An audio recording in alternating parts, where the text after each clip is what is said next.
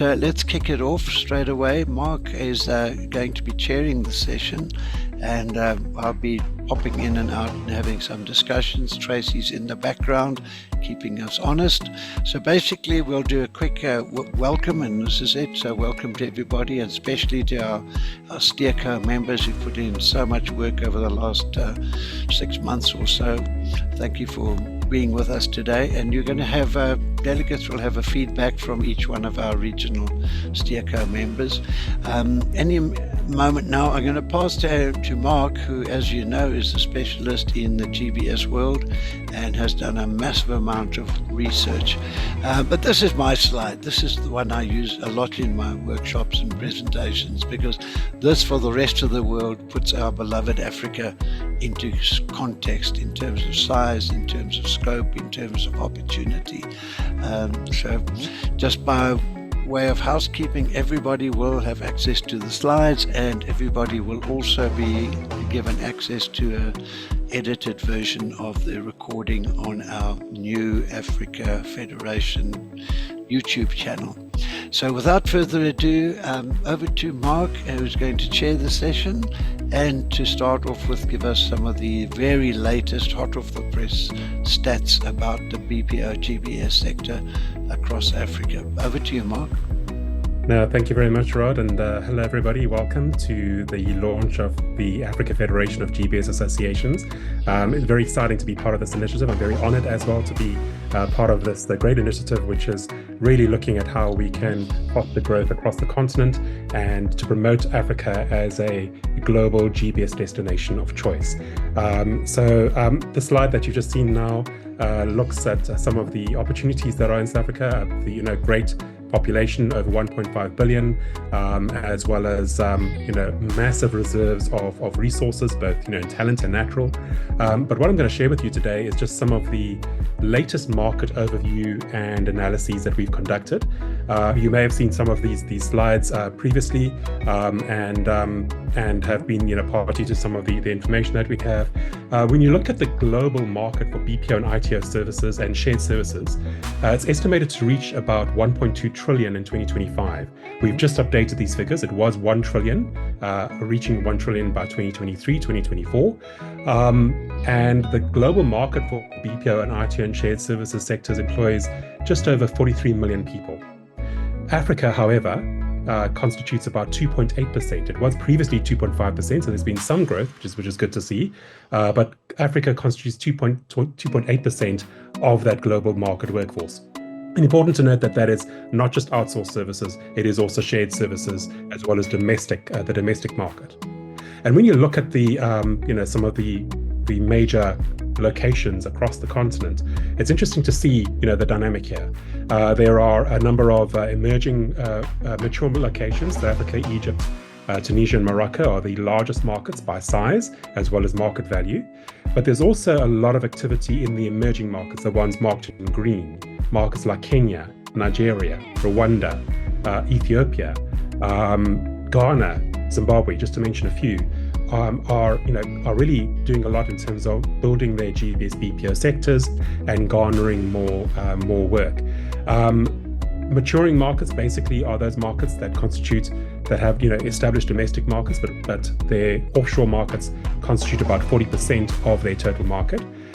Emerging markets, they've also got growing domestic markets, but their offshore markets exceed 20% of their total domestic and international value.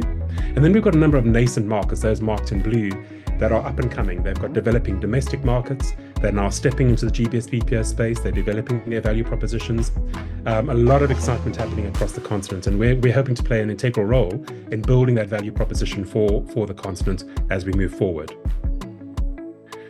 Some of our latest stats in terms of workforce figures, again, these are combined domestic and international figures on the left. On the right-hand side, we've now given splits with the domestic and international workforces.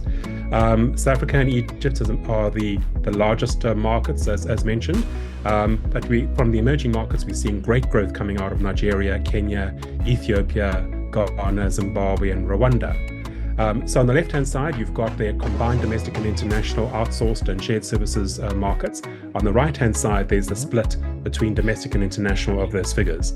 And you can see again how robustly some of those markets are growing their international services.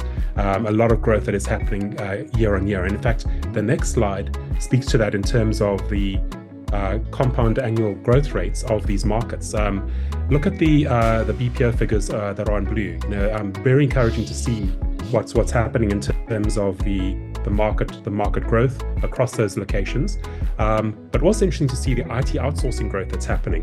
IT outsourcing growth is eclipsing BPO growth, and that speaks to the trend right now with regards to tech-driven services, AI, all of that coming into play. And then when we look at the growth potential of the continent, customer support and sales still makes up 42% of the bulk of services, roughly over 520,000 workforce in the domestic and international space servicing that arena. IT outsourcing is the next largest component, making up 23%, just over 285,000 workers in that space, and then followed by finance and accounting at 161,000 workers and plus. But if you look at their addressable talent pools, we've actually been tracking their addressable talent pools across all those locations. There's quite an in-depth analysis that we applied to get to those figures. Just in the customer support and sales arena alone, there's 11 million people that can be tapped for potential work. So there's a lot of room for growth. In IT outsourcing, 6 million people can be tapped for IT services.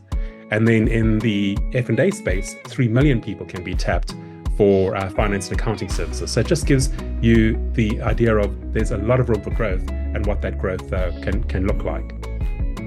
And Rod, I mean, if you look at this slide here, which I think we've also covered previously, taking that global growth potential, right? If you look at the slide that I had earlier on with the global growth 1.2 trillion in size, if Africa was just to capture 1% of that would translate into 500,000 new jobs for the continent.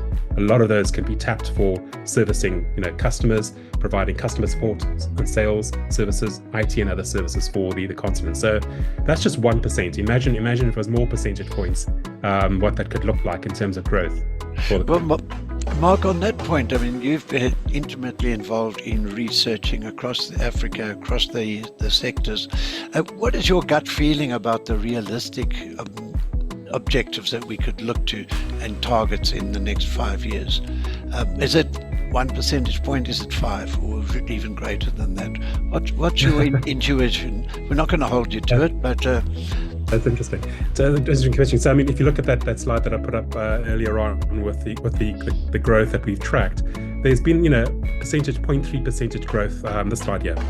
0.3 percentage growth that's happened just over the last year or so. So the growth is happening. It's not not to the levels that we would like it to be, obviously, but with interventions that are coming in place, with a lot of the industry associations, the investment promotion agencies in the continent that are now getting behind the sector. Presidential support in various countries from the top down is now a big component that's driving growth. I think we're going to see that number shift. So to answer that question, yeah, I think if we could apply those interventions as well as great incentives and also strong marketing, then I think we could shift it to that 1%, quite easily. Excellent. I think as it's a point we'll raise during the Q&A session, the impact of legislative, regulatory and economic realities both in the UK and more importantly the US, and how that might impact the flow of work into Africa. So let's pick that up under the Q&A. Thank you, Mark. Let's go on. And it speaks to what this slide, which is my last slide in this section, which is the common constraints and challenges, right? So if you look at this on the demand side, there's a number of constraints that face the continent that need to be solved.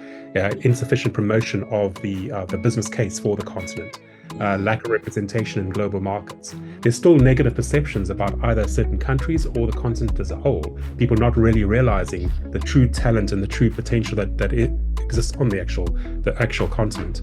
And on the right-hand side, then there's supply side constraints. Shortage of managerial talent. We know that is a global problem. It's not just an African problem. Insufficient infrastructure. educational gaps, data security concerns, and political uncertainty are just some of the factors that are influencing these challenges. And that's one of the things that we would like to try and help solve is some of these supply side and demand side constraints and challenges with the launch of the Africa Federation of GBS Associations. And I think now, Rod, we can now segue into that and actually go through the actual what the Federation is all about. So should we move over to that and let's move on a bit, and thank you for that, Mark. Yes, I think this is also the culmination of almost 20 years of thinking and dreaming and scheming, and I think the point is, and as you quite rightly pointed out, is that we're now seeing the potential of Africa. We're having a lot of activities happening in the different regions, and yes, the Federation, with the support we've been getting from the STEERCO, from the various associations, I think those numbers are real, and it's just a very exciting time in my life to be able to help drive this thing through. So let's proceed, Mark. Let's take a look at the next slide in the sequence, where we'll really look at what the vision is, and there it is to position Africa as the growth for business services, and it's job creation, impact sourcing, ethical impact sourcing, and we can't stress that enough. We want to see real societal and community impact in the work that we bring in, and also the unified messaging that Africa is open for business. Bring us your BPO, bring us your GBS, we can handle it. So there you see the mission is to use the capacity, use the capabilities, use the experiences gained, use the mistakes that we've made in different areas and learn from those, and help mentor, guide and assist in different regions where it's necessary, with helping to form associations, helping with the governance issues, knowledge sharing, experience sharing and opportunity sharing. So I think that really sums up what this is all about, and we're very fortunate to have a STEERCO working with us at the moment, supporting these objectives. For those who haven't seen any of our collateral before, we're very proud to be able to say that these are our current country members, our foundation members, where we have a lot of activity happening in each of those regions, and I'm quite sure this time next year we will have many more industry bodies representing the countries right across Africa. We have a lot of interest coming in at the moment from Mauritius, from Namibia, from Madagascar. I was on a call this morning. So a lot of action and activity to support the growth. And of course, we'll talk about those just now. But Marcus, what are the other growth areas that you connected with and you envisage? Yeah, so Namibia and Botswana have been putting up their hand. We're getting interest from them, and those are just some of those nascent markets that I was talking about earlier on, where they've realized the great opportunities in this space. So they've been engaging with us, and then we've also been having some engagement with some of the francophone, French-speaking countries that are going to be covered as well in the slides from STEERCO. So encouraging to see that. So we're going to see this membership certainly grow over the next year. Well, very exciting, and I'm really chuffed to be part of this growth. Let's take a look at the key objectives. Now, I won't read all of those, but as I said, the slide deck will be made available to everybody on the call. But yes, we're able to assist through the experience that we've gained and the experience of some of the STEERCO members who've been there, done that many times over. So engaging with investment agencies, government departments, sharing the vision of job creation, economic stimulation, foreign inward investment, etc. Also, just before anybody asks the questions, a little bit further down the line, there'll be certainly opportunities for operators, vendors, and all parties interested in building the pie, building the industry right across Africa, and sharing in that growth and opportunity. So those are really the underlying objectives behind it. being a little bit more succinct, local operation capacity building. You'll see some publications coming through from the association, from the federation, on best practice guidelines for establishment and operation of contact centers. A lot of IP is out there for sharing. We'll be driving and working in partnership with organizations subscribing to impact sourcing. Research, as you've already seen some of the information coming through from GBS World and Genesis Analytics. We'll be sharing that information, which will all be extremely valuable when it comes to business development. Trends, and then global demand generation. It's already started through our various channels and activities and our business networks. The spotlight has turned on Africa, and it's up to us to make sure that the Federation, its membership, and the associations comprising the Federation are in a strong enough position to support all these international and global marketing activities and business development initiatives. Right now, some exciting news in the governance structure, right? On the steer yeah, code. well, Mark, why don't you talk us through the steer code, because this is very close to my heart. Absolutely. So in terms of the governance structure of the Federation, we have 4 areas of governance. The first being the formation of the SteerCo, and we are very proud and very honored that the SteerCo members from the key regions have joined us today. We have Amal Hassan from the West African region. We have Chantal Kayonga from the Central African region, Resni Sinj from the Southern Africa region, Rolana Rashwan from North Africa, and Von Vincent Bedi from the East Africa region. They're going to be giving short rapid fires imminently, but the SteerCo was formed as a guiding body to help us in this formation stage of the Federation, to get us to this stage where we've got the website up, we've got certain things in place, we've got the constitution, we've got a number of other factors that we wanted to put in place in terms of planning and strategy, and we're pleased to be working very closely with them representing their regions. What will happen is that within a few months' time, the SteerCo will fall away, and then a board will actually be appointed, and the board will have more members. There'll be more seats in the board, so more representation from the various regions, and the board will then be the driving factor with a rotating chairperson for each region that will actually provide strategic guidance and ensure compliance and ethical standards are adhered to for the actual federation. We also have a working group of directors that provide secretarial administration functions, ensuring that the day-to-day operations of the Federation are run effectively, and that there is that the guidance and the strategies that come from the SteerCo and then from the board are implemented quite effectively. And of course, another exciting piece of news is that we are forming the board of advisors, and those are made up of industry analysts, knowledge leaders, people that are really respected in their space, that have got a wealth of knowledge that can help us again guide and steer the ship and the Federation, and help us with ensuring that we are focusing on the key pertinent issues, that we are addressing both those demand side and supply side constraints effectively, and that we really are promoting the continent with one voice. And then, Rod, I think this next piece is the final slide on the Federation, which is an exciting initiative that is coming out already that we've managed to put together, which is close to your heart, which is the GBS Speaker Association Handbook. Yes, we've spent a better part of 6 months compiling this handbook. It's 99% ready to publish, so within the next few weeks I'm quite sure we'll have it. And this is really, it's the how to form an association, how to communicate with potential members, how to structure the governance issues. It contains draft and templates for constitutions, for recruitment mailings, etc., etc.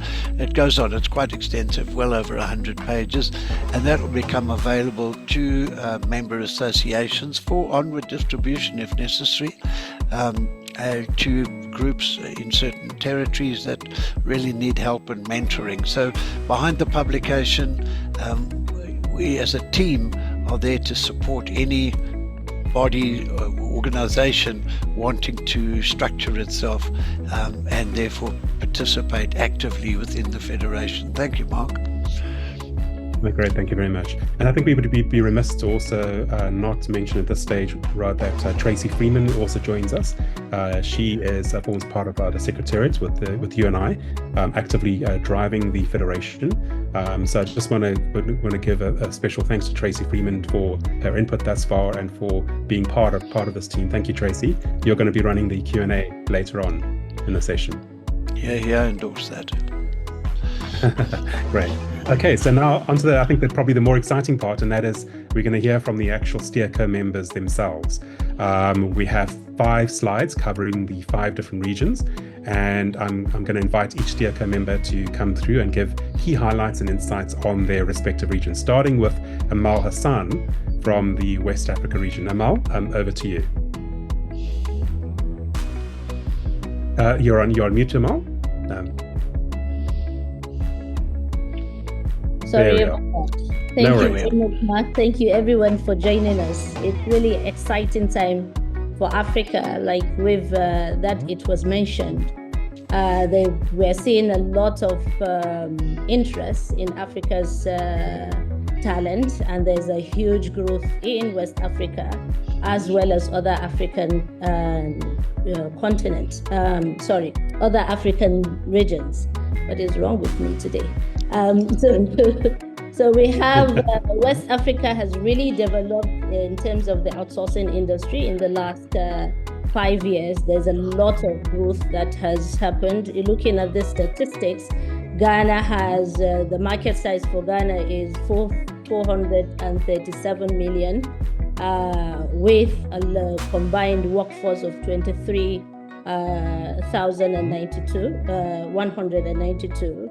Nigeria, with the biggest population in Africa, in West Africa. I'm talking about West Africa now, with a population of over 200 million. The market size is still early, but the market size is around 711, and with the market workforce of 41,000.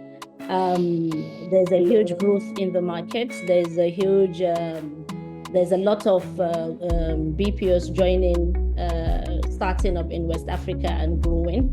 Nigeria, for instance, graduates 1 million graduates every year with different skill sets.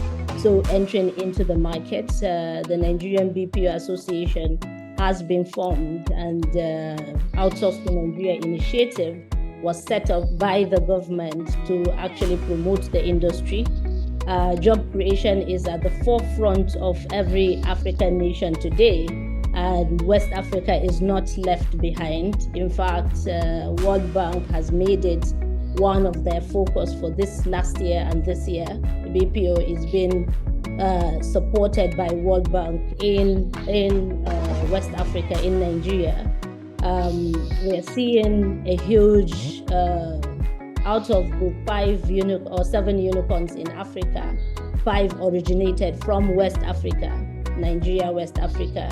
So there's a huge growth in ITO as a service provision, and we're seeing a huge demand from that region. So West Africa has both multilingual, English and French, and with a little bit of Arabic. We're seeing a lot of increase in Arabic population, people coming in from Sudan to West Africa. So there's a little bit of Arabic speaking. So we're seeing that multilingual capabilities in West Africa as well. But Senegal has a lot of French capabilities, has been marked as one of the destinations for ITO, and is doing very well with regards to that. Living 3 countries within West Africa, providing high ITO services. So we're seeing a huge growth there in West Africa. We're very optimistic that we're going to, Africa and West Africa is going to contribute a lot to the international employment. So let me I don't know if I can stop there or I can continue talking. So let me. Brilliant. Thank you, Mel. You're doing a great job. I think one of the things to mention also is Ghana and the formation of its own association, the Business Outsourcing Service Association of Ghana, BOSAG. Exciting initiative there too, and they've also joined the federation, which is great to see. Yes, there's that is already happening, and there's a lot of support by GIZ and other international organizations in Ghana with regards to the outsourcing industry. So the population, the skill set is really high. The availability of right talent is there in West Africa, and there's no. It's really going to keep growing, and we're going to keep seeing the growth happening. So we're very optimistic, and we're ready for business. Just like the tagline for Africa is Africa now. Africa will be the next employer of the world. West Africa is growing a lot and contributed a lot to the outsourcing industry. Thank you very much. Thank you, Mal. Thank you, Mal. That's great. Mark. Right next on the list, we have Chantal from Central Africa. Hi, everyone. Well, thanks, first of all, that we made the steer committee. So allow me to report from Central Africa. Allow me to start with Cameroon. Cameroon currently is emerging, and it's fairly established. From Mark's initial slides, it's at about 73.7 million. So there is a good amount of traction in terms of attracting investors, but also operators there. Currently, they have a bilingual workforce, just like Rwanda. And so hopefully in the next slides, I'll be able to share a bit more concrete numbers to indicate where they are in that. In terms of Rwanda, currently, Rwanda is at 3,480 job seats, and those job seats are divided mainly for outsourcers. So we haven't yet captured the captive companies, and that is whether it is the call centers for banks, for hospitals, and all of that. That data we haven't yet captured, and we'll indicate it in hopefully the next webinar. But currently the seats we have is about 3,480. Majority of that is BPO. Please maybe let me note that the GBS sector is actually very young. So it's been in Rwanda for about close to 4 years, and it has risen to 3,480. Majority of it is BPO. ITO takes a smaller portion of it, but there has been efforts to increase the ITO demand generation, but also in terms of skilling partners, which I'll come to. When you look at, in terms of language skilling, Rwanda is bilingual, so that means we service clients in French, we service clients in English, and currently for B2 we're at 75,121. However, maybe just let me add here that we've seen a lot of increase in terms of partners coming on board to skill for language to be able to meet the demand currently, but also in terms of the future demand. So that could include EF, which is Education First, which is Harambee. We are working with different universities, GIZ recently. GIZ, under the Investment for Jobs, recently launched the National Language Assessment. And that is to help us understand in terms of landscape, how many French speakers do we have? How many English speakers do we have? Can they service the demand that is coming and is currently in market? So in terms of skill, we've seen a lot of efforts in terms of skillers, but also in terms of from both a perspective of English, French, and ITO as well. Maybe one thing to actually celebrate, given that we're a very young sector in Rwanda, is the fact that we're globally number 8 in technical and help desk support, and we for the first time we ranked outstanding for digital contact services. But when I come to these seats, I would like to highlight some of the GBS companies that have played a critical role in growing the seats. So whether it is CCI, whether it's ISO, and recently T-Tech joined the market, so we'll be able to see them grow as well. I've seen Deriv on the call, and we've seen a lot of skillers as well on the call. So TTEC joins February, and hopefully by the end of the year they should have increased, but intend to do about 2,000 seats within the next few years. And then in terms of government, Rwanda has declared the GBS sector as a priority sector. So that means we have full backup from government in terms of whether it's policies, whether it's incentives, but also in terms of demand generation. So we no longer go to look for clients just alone, but government plays a very critical role. And speaking of that, in terms of the GBS Growth Initiative, which is the industry body, it is governed by government and industry players, which helps us, one, problem solve really quickly, but also in terms of finding demand and looking at what are the strategies for the next years coming. In terms of, in addition to government participation, currently there is an initiative called 1 million coders. And this is an initiative that was created by government to increase IT skill, so that we can actually attract more ITOs into the country.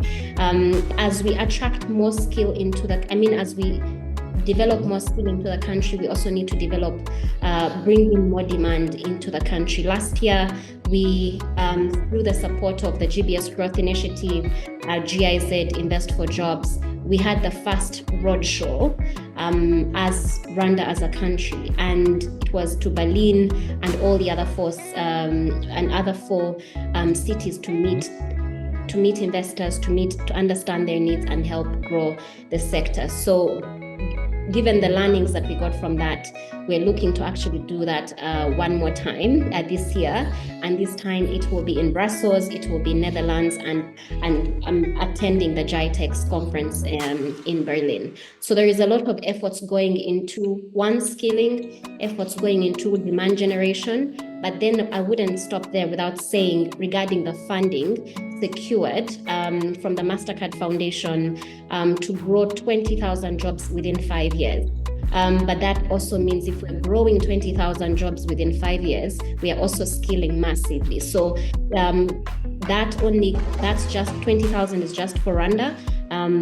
There is a portion of it to South Africa. I'm sure Reshni will talk about that. But clearly there is traction on the continent, and at least on behalf of Central Africa, we are putting in effort to actually ensure that we meet the demand, and as well as see if we can attract more numbers to Central Africa. Excellent. I think I'll have to come and visit very soon. It's been a long time. It's a long time since I've been to Rwanda, so I look forward to seeing it. Please do. I'll be there. Thank you, Chantal. I think the fact that we've been remiss to also mention that whilst we've got the addressable talent pool there, the B2 English level talent pool in Rwanda is also a bilingual market like Cameroon, so you also have French skills there, right? In terms of French language skills, that is. Am I right, Chantal? Yeah, you do. Sorry, you're nodding your head. Okay, great. Good. So thank you. That was a great overview, Chantal. We're going to go to the next STECA member covering the Southern African region, and that is Reshni Shinj. Reshni, thank you. Thank you, Mark. And good afternoon, everyone from Johannesburg in South Africa. It's really, really great to see so many friends, colleagues, partners, collaborators on the call. So really lovely to have an opportunity to address you this afternoon. For one, we are definitely delighted to be part of this continental kind of strategy. And we really, as one of the leading regions on the continent, we hope to collaborate and work more closely to be able to bring more to Africa. I think we definitely have our work set out for us. From a Southern Africa's global business services and business process outsourcing sector is experiencing significant growth, contributing to economic development and job creation across the region. South Africa, as a key player, has seen its BPO market valued at the BPO, meaning that the offshoring market valued at just under $2 billion US dollars in 2023. And as you can see from the statistics, out the size of obviously our domestic and international market combined is about 6.3 billion US dollars. So it's obviously a significant share of market opportunity that's coming our way. And we obviously poised and positioned to be able to attract a lot of that, not just to South Africa, but to the southern region as well as to Africa. And we are doing that obviously through a very targeted and prioritized strategy, obviously working with government, and we prioritizing obviously using the GBS master plan, where we are hoping to attract 500,000 new jobs to South Africa by 2030. The size, obviously, of our workforce, both domestic and international, is sitting at about 377,000 at the moment. And from an offshore perspective, that's probably sitting at about 140,000 at the moment.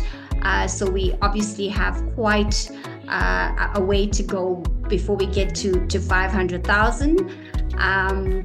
But I think there's a lot of attention and focus and support, obviously through partners, through donor funders, etc., to be able to assist us in accelerating our efforts to be able to attract the demand to South Africa. Obviously, geopolitical issues do remain at the forefront of what we are planning at the moment and strategizing around that to ensure that we do not lose momentum in terms of our growth plans. And Biphesa's obviously put a very clear plan in place to be able to support that, from a South Africa perspective, and hoping that we can share some of that with the rest of the continent as well. One of the reasons, or some of the reasons, obviously, for our extensive growth has obviously been around our cost-effective solutions, our skilled workforce, and supporting infrastructure and enabling environment within South Africa. And we continue to partner with government and other partners to be able to ensure that these efforts are entrenched to be able to support our growth initiatives. Out of a population of just over 60 million people in South Africa, we have just under 5 million unemployed youth. So that's a significant size of available talent. And currently, if you're looking at, obviously from a BPO perspective, and you're looking at the addressable talent pool of fluent English-speaking individuals, and that's looking at a B2 plus level English, we've got about 733,000 people that are readily available to be absorbed into our sector, and obviously a monthly ramp-up opportunity of about 21,000 individuals. We actually would like to be quite aggressive in our strategy and our approach by saying to ourselves that, from a BPO perspective, we should be looking at attracting at least, for us to be able to make our master plan targets, at least 4,000 new jobs per month into the country. So it's quite an aggressive strategy, and I'm quite hopeful that we'd be able to pull that off. Obviously, we've had various different rankings in terms of our global positioning, with the latest one obviously being placed second as the most favored CX offshore delivery destination in 2024, and hoping that we'd be able to get to the number one spot again really, really soon. Obviously, we are number one from a customer lifecycle management perspective, number two globally in customer service and support, and number 5 in globally in back office services. And that's a position that I personally would like to shift in the near future, with having a very targeted and focused professional services value proposition, as well as a digital and ITO value proposition. Just to give you a bit of insight on the other country in terms of Southern Africa, and that is the Zimbabwean market. They ranked capable for back office and CX services in the GBS World Rankings. They've got a fantastic, well-educated workforce and growing nearshore potential to service other Southern African markets. So they definitely are putting a lot of effort in terms of positioning and attracting market share to that region. And then just looking at some of the big highlights around Southern African trends and developments. And just to mention that we are really excited to be hosting the G20 summit in November this year in South Africa, and we are kickstarting obviously with the B20 summit at the end of this month, which is the 24th of February. And obviously, as a services sector and industry, we have definitely been invited to participate and be part of that. We are also working on our value proposition refresh, which is just a few weeks away from completion, and expect to have a national launch around mid-March. And we've also been part of the revision of the GBS incentive program, which the South African government offers to help support the sector. And that review process is currently underway. The global benchmarking has been finalized. And I was on a call with them earlier today, and I definitely think that they are set to launch the latter part of March, beginning of April at the latest. So having those two key focus areas being reviewed puts us in a very favorable position in terms of attracting or positioning ourselves to attract more work, especially from the UK and the US markets. We also are really driving our Tier 2 and Tier 3 strategy quite aggressively, together with the township economy models as well. And there's definitely been a huge interest in this area, obviously due to concentration risks in the main cities. And we've been collaborating obviously with regional and local government to be able to get as much support to be able to attract growth in those regions. Zimbabwe, from as a major BPO player working towards forming a dedicated BPO association separate from the existing CXAZ that they currently have, and then Botswana and Namibia are all making plans to grow and boost their GBS and BPO sector. So one of our, I think, key strategies as a southern region is to be able to just support these developing countries in the space and be able to get them on par, with the rest of the countries, because I definitely believe that they have value to add as well. So that's me from the Southern African region. Thank you, Mark. Great summation. Thank you, and lots of exciting developments. We're now going to move up to the north area, and we've got Rolana Rashwan, who's going to cover the North African highlights, as well as Egypt and Morocco and Tunisia. Welcome, Rolana. Thank you everyone, and I see amazing attendance, over 150 people, so thank you so much. I need to say I'm honored to be representing North Africa. I'm honored to be representing my former employer, Itida. Let me start with Morocco. So Morocco has been known in this industry specifically for the French language. They have a workforce of over 120,000 people. They've also been ranked, according to the GBS World, as top 10 globally for customer lifecycle management.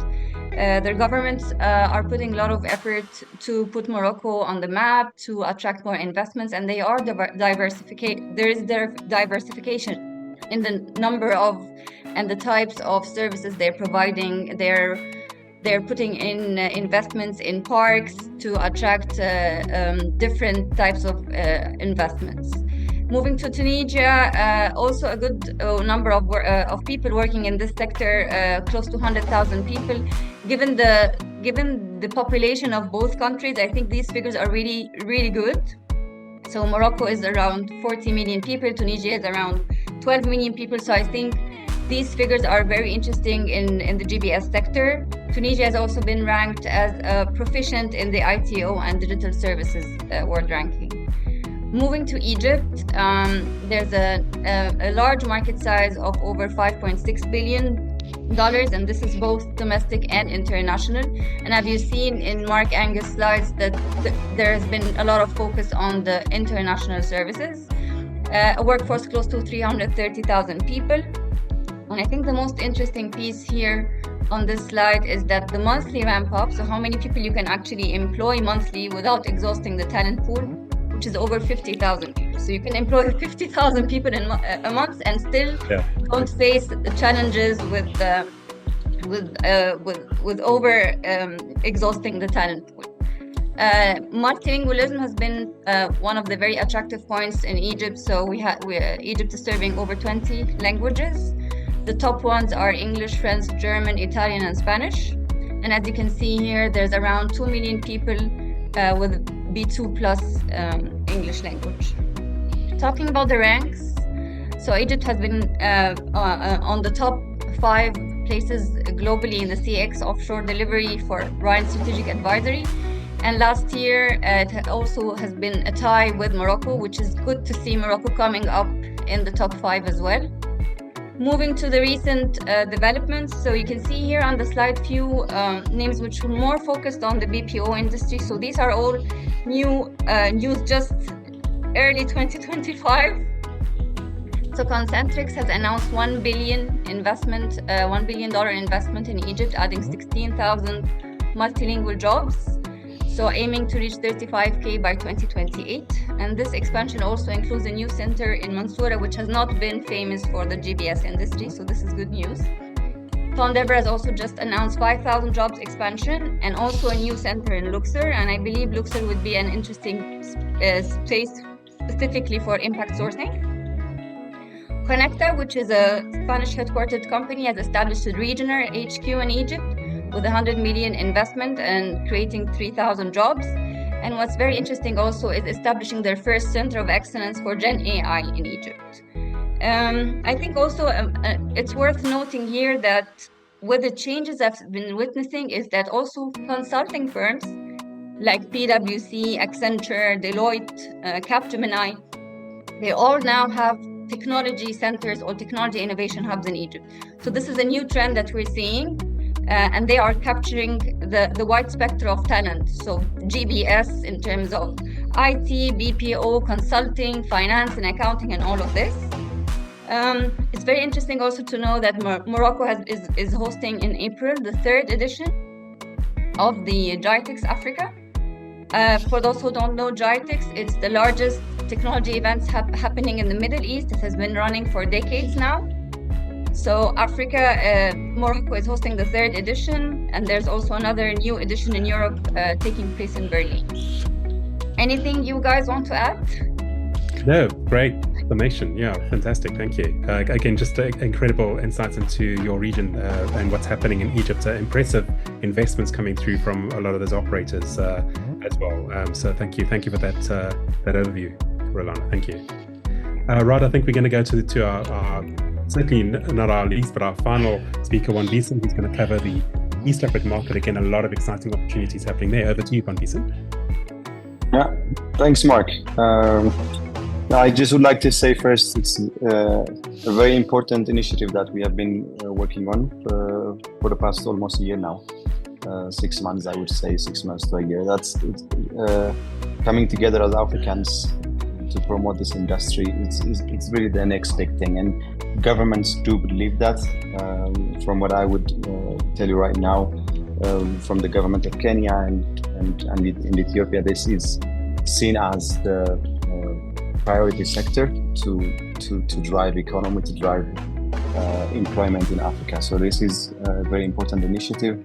We're hoping for more countries to join in this initiative and hopefully create a global impact that would affect African youth.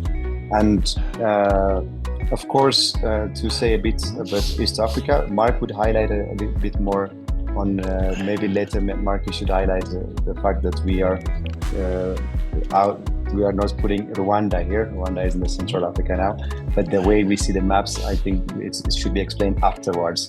But then let me look at the Kenyan market and the Ethiopian market, what's happening in the sector, and the GBS sector is growing quite in a very interesting way, really. And private sector, government are doing a lot to make sure that it accelerates. So these are emerging markets. Kenya maturing a bit more, starting with Kenya.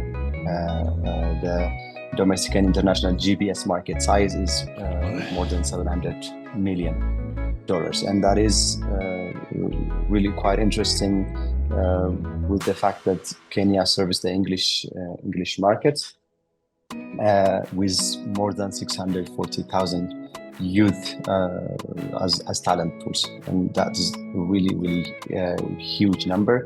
And the amount of vibrant young people that are in Kenya, because I was there a week ago, and it's amazing what's happening in Kenya in the sector. And the youth population in Kenya is more than 16 million, so 16.8 million youth population there is.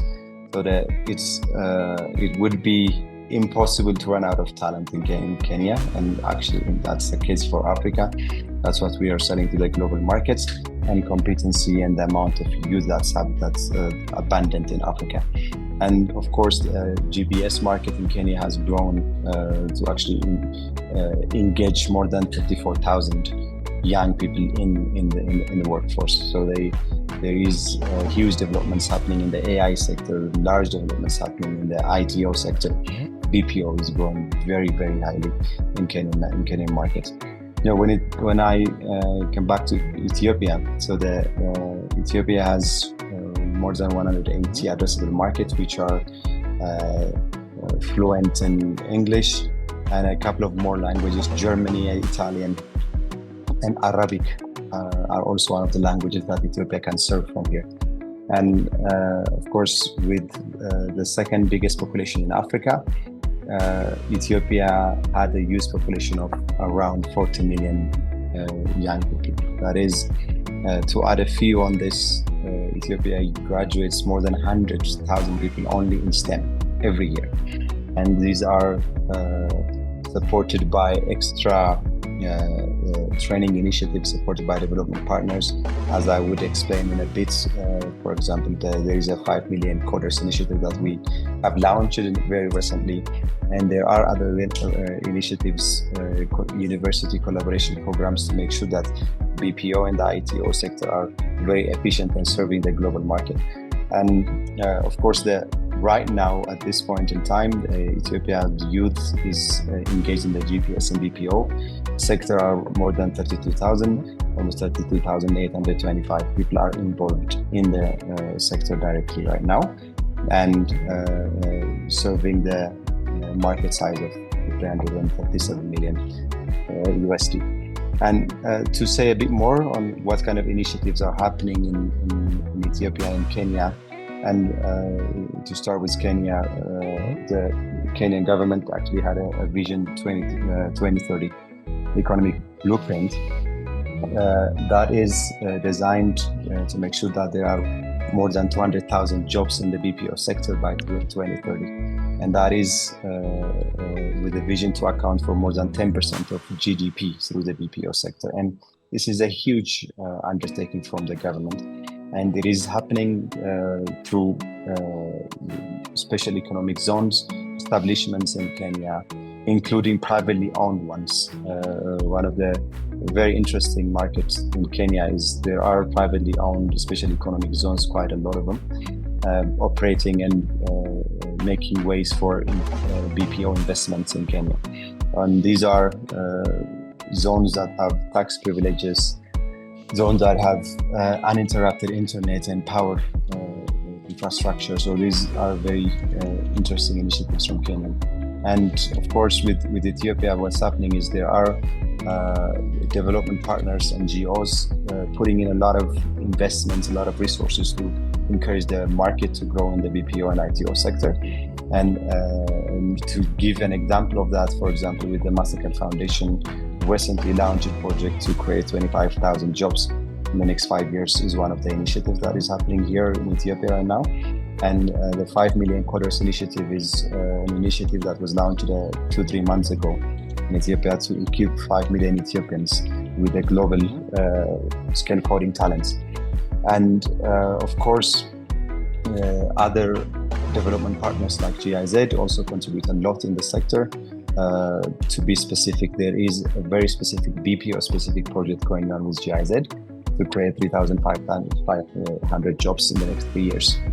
And of course, Kenya is currently reforming its outsourcing association, which is also going to be very vibrant association that will lead to better insights in the industry and support. And with both these countries, ITO is biggest focus, but BPO and customer support being the second biggest in Kenya. And Ethiopia, one of the other things that are happening are the Ethiopian IT Park is re-established as a new entity to accommodate ITO and BPO firms, already attracting investments from overseas countries, including CCI, for example, have invested a lot in Ethiopia right now, hiring thousands of people here. And of course, international exposure visits have been happening a lot to Ethiopia for the last 3-4 years. Ethiopian BPO firms have been visiting overseas market, exhibiting international ventures. As explained earlier, so in GITEX Africa, GITEX Global, there is always an Ethiopian and Kenyan presence over there. So that is happening.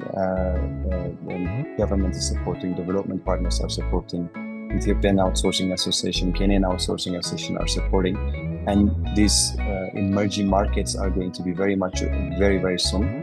And the future looks very bright for Eastern Africa and the GBS sector as well. Thank you, Mark. Thank you very much. Thank you. Fantastic feedback. Thank you. Mark. All right. Yeah, we move over to the Q&A session now. Tracy, I believe there's been quite a lot of input and a lot of questions in the channel. And just an invitation, we know that we're reaching the top of the hour. In fact, we've got 1 minute left. We will continue if you're happy for us to continue and answer some of the questions. We'll go on, Tracy, for another sort of 10 minutes or unroll. Yeah, about 10 minutes. I'm good. Yeah. So those of you are welcome to stay on if you'd like to for the Q&A session. Yeah. I'd also just like to reiterate, I'll be editing the video recording of today's session either later tonight and put it online tomorrow. So even if you do need to drop off, we will certainly be sharing the outputs and the results of the Q&A session. Tracy, over to you to run the Q&A session. Thank you. Thanks very much, Rod, and thanks to all our SteerCo for giving us a bit of an overview on their specific regions, and Mark for giving us a sort of a broader continental overview. There's been numerous questions that have come through, both when the registrants actually registered. There were a couple of questions, as well as during the chat. So thanks to everybody for your questions. We'll respond to some of them now, but I think some of them have actually been answered as we were chatting and going over exactly what is happening in each of the regions. So one of the big questions that came through during registration is, how does an organization become a member of the Africa Federation? So the Africa Federation is made up of the IPAs and industry associations as members. So we encourage you to actually join your local country industry association or IPA. And through them, we will be connecting and engaging with you. We obviously have put a call out to partners, to sponsors. There will be a lot of initiatives and engagements that will be happening across the continent over the next couple of years. And it'll be that way that you'll be able to get involved more directly. But that, I'm sure, responds to how to become directly involved. Also, lots of questions around how do we get access to the information. As Rod and Mark have said, we will be sharing the deck and the recording of this call. But equally, a big role that the Federation has is to centralize the knowledge that you are looking for as expanding players, as current operators on the continent, as clients looking to come onto the continent. So that's where you'll see a lot of that information and the collateral that is required for easy access and entry into Africa on the website, and we'll be sharing that with you. There was a statement that was made, or a comment, that they were excited to join, just getting a better understanding of the capabilities of the region, what logos are already here, incentives that exist, the benefits, talent availability. I think we've touched on that, and as we share the research that we have, you'll be able to deep dive and drill into the continent at large, but each country as well. One question that I would, and Rita Soni, thank you so much, from Everest, thank you for your comment. You said that it's interesting to see the domestic versus international workforce statistics, and just reiterated that a large domestic workforce is a great indicator of a country's economic growth and maturity. And that's very, very true. So thank you for putting that into the chat as a comment. And I am going to hop over to some of the questions that we received. So Noel Cullen, thank you very much. You were very active in our chat. Couple of questions. Mark, I'm going to throw the first one to you, and of course open up to our steerco if there are any additional insight that you'd like to share. But the first one is around cyber risk and security, data security. So cyber risk and data privacy are often cited as concerns when moving activities into different parts of the world, in this case Africa. How are the local markets addressing this? I'm not sure if that is something that you can respond to with the research, Mark. No, that's a great question. Thank you very much, Noel. So there's multiple initiatives to address that. And again, I would welcome some of the steerco members to give their input of what they're seeing in their own regions. But from the research that we've conducted, there is certainly very strong initiatives that's been put in place by at a country level and a regional level for organizations, operators to adhere to various data privacy regulations such as GDPR. GDPR being, a very centric regulatory framework that a lot of the countries have adopted, and we all know that GDPR rules are instituted by the European Union and have very strict policies in terms of the management of data. But we're also seeing a lot of operators, specifically also those that are servicing the US market, they don't necessarily house the data on site or even in their location. The data itself sits within data centers. In the US, for example, they do have access to that data when they need to, in terms of being able to conduct their services and whether it's servicing customers from the US market. So that's another trend that we're seeing, is that data isn't being sent across or being housed on the continent. It's actually still sitting in the country of origin, and there's various ways that the operators can actually interact with and link up to that data. That's just off the top of my head, but I don't know if any of the steerco members want to mention what's happening in their respective countries.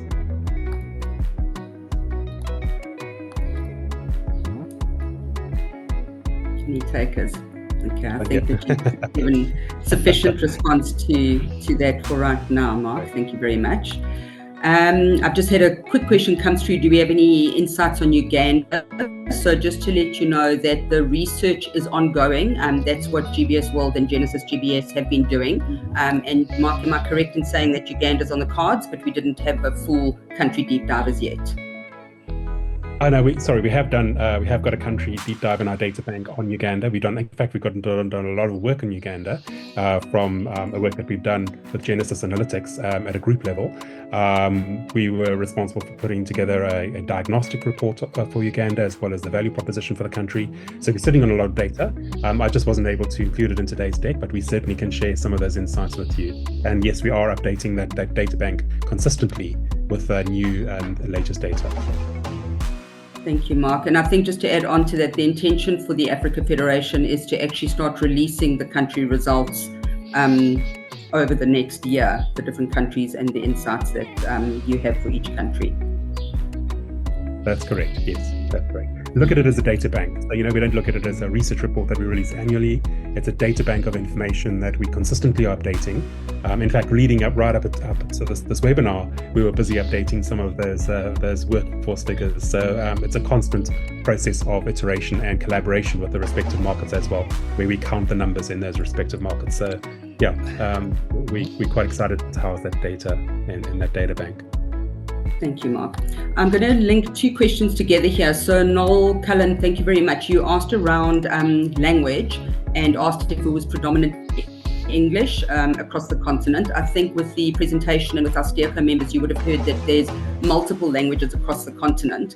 But tying into Jeff Pappas's question, thank you very much, Jeff, about what will we be doing around English capabilities in some of the East African markets and in West Africa in areas such as Cameroon and Senegal.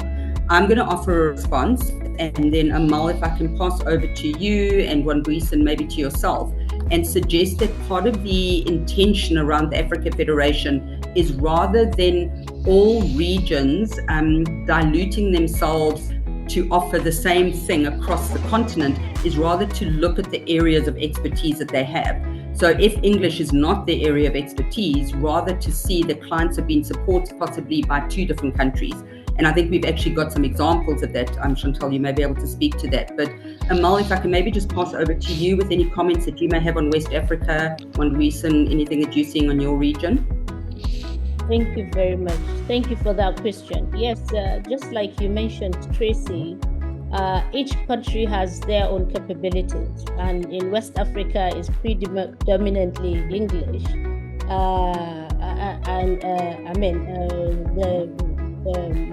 The countries that are really doing French, for instance, West Africa, Nigeria is predominantly English with a bit of little capabilities in other languages based on the neighboring countries. So yes, just like you mentioned, there's a lot of different capabilities. So the countries that are French are really good in French, and the countries that are really English are good in English. So Ghana, Nigeria, very good English-speaking people are a lot of people. English is mostly their first language in Nigeria, for instance. So yes, I don't think there's a lot of English capabilities in Cameroon, but there's a bit of it, and it's quite good. So they're predominantly French. Excellent. Well, Ethan, I don't know if you want to add in there, and Chantal, I know you were chatting about what Rwanda is doing with regards to engaging with Kenya, for example. Yeah, if I may, yes, from representing Eastern Africa, because one of the questions is not just language proficiency, but how neutral are the accents? Yes, which is a very valid question, because that is the same reason why some of the customer support businesses are being driven to other markets, because the Southeastern Asia was predominantly bigger market in these sectors. And the issue with neutral accents have always been an issue for source markets and in the past. And the Eastern Africa so far have been serving really, really well. The thing is, when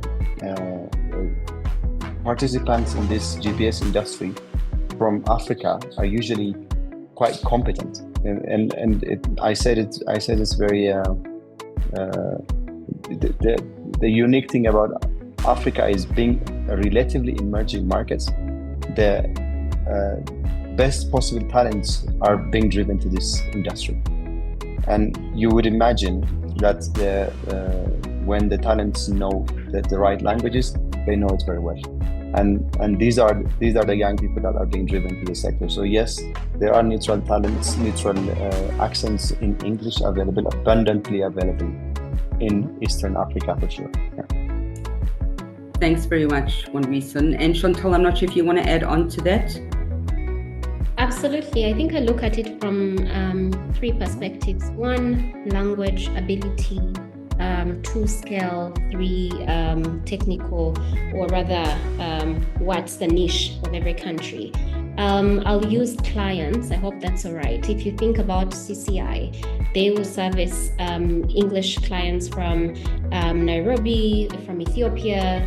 But then when it comes to French, we will be able to do that from here as well. But we also do the English. When you think about whether it's DTEC, South Africa, Rwanda, one scale. Can Rwanda handle the scale alone? Not necessarily, but there's another country that can service that need. So it's really, and which really excites me about this particular federation, it's not about holding the jobs, but knowing who has the niche and who can we support alongside. So if it's a client coming with 10,000 seats, I'm happy to take some, Kenya take some, Ethiopia take some, for the greater good of the continent. So I look at it in that aspect, really. Fantastic, Chantal. Thanks very much. And I think you're just reinforcing sort of why the Federation and the role that the Federation is trying to assist in supporting as a collective. There are a number of questions coming in now, so I think that this definitely warrants a second webinar. So what I'm going to do is I actually just have two final questions that I'm going to pop through to Reshni Singh and to Rolana. Reshni, one of the questions that came through, and I mean, it's true for the continent, but I know that South Africa definitely has capabilities here. The question was around the growth and development on the professional and shared services and what is being done on the continent to help support the back office and professional and shared services side of things. I'm not sure if you'd like to respond to that. I think, Tracy, I may stand corrected, but I think Reshni may have had to leave. That's good. Then what I'm going to do is do you want to? Yes, because we have got some insights. I can help respond to that. So there definitely has been a focus from various markets, South Africa included, in developing those specialist areas, finance and accounting, legal services, IT outsourcing, that form part of the professional and shared services environment. We were instrumental in putting together the value proposition, the professional and shared services value proposition for South Africa, that is being utilized to promote and to develop that part of the sector. And then there are other initiatives that are being driven across the continent and other locations to focus on those as being, specialist areas of outsourcing. We're also seeing quite an interesting trend happening where operators that were traditionally very CX contact center focused are now actually expanding their portfolio of services and actually, starting to develop F&A skills, IT skills, and make that part of their portfolio. A great example actually of that is Amal Hassan and her operation in Outsource Global in Nigeria, who not only does provide CX services, but also legal IT outsourcing and finance and accounting services. And we're seeing that trend happening with a lot of operators across the continent now. Thanks for responding to that, Mark. I appreciate it. And then I think what I'll do is the last question that will just pop in here.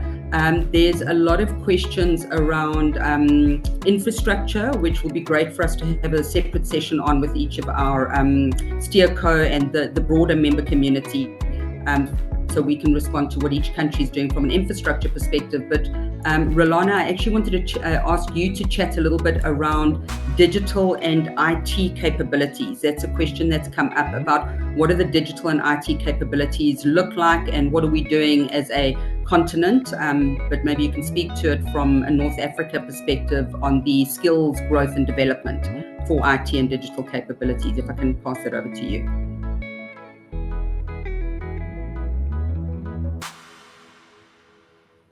Is Rolana still on?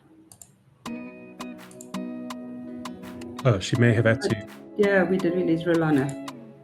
We did release Rolana as well. Yeah, I think she had to drop off as well. Yeah. Yeah. So I think that in itself, actually, it's probably a good place to end the session. Yes, I know there's lots of questions. I'm seeing comments coming through saying I also put a question in. There's a lot of questions that have come through, and we really appreciate all the questions that are coming through. It shows the absolute interest. So today's session was really just to introduce you to the Africa Federation of GBS Associations, to introduce you to the different regions that are taking part, the member countries that are part of the Federation. And we have all your contact details. We will be sharing this presentation as well as recording, but equally there will be a number of sessions that we will be hosting because there's clearly a lot of need for additional insights to be shared with you. So Mark, I'm going to say thank you so much and pass over to yourself and Rod to do a close. Great, Mark? thank you. Yeah, well, I just wanted to say, no, thank you. I just want to say thank you. And I'm looking at all these questions now in the chat. There's a lot there. So absolutely, I think there needs to be a follow-on webinar. And potentially what we can also do is take some of those questions on and do like a Q&A, Q&A running order of the questions that have been asked and some responses, and get back to some of the people that have responded. And I'm happy to take that on post the webinar to answer some of those questions. So, but thank you very much. Thank you very much to the SteerCo members for joining us, for your input today. Tracy, for your outstanding input in helping us in the formation stages of the Federation, continuing to be part of the Secretariat, and of course Rod for your vision, and this was your idea, this was your vision that's come to fruition. So very exciting to see this happening, and thank you for your stewardship in making this happen. Thank you. Thank you, Mark. I suppose I get the last word now. So thank you once again to the SteerCo members for all the hard work that's gone in over the last 6 or 9 months putting it together. We still have a lot of hard work to do to take us up to the point where we elect the board and we start really delivering to our members as well. So yeah, very, very exciting. Just on the note that Tracy mentioned, we actually will soon, we'll say soon, in the next week to 10 days, put out a program for the next 6 months of our monthly webinars, which will be, we're scheduling them in the Wednesday of the first week of every month. So it's the 5th of March, the 3rd of April, and the 7th of May. We'll be tackling some of the issues that have come up in the questions, but also some of the big ones which haven't been asked today is, how do we attract more business? What is the trends happening out of the UK? What are the buying side trends in the US, given the, shall we say, recent developments in that geography?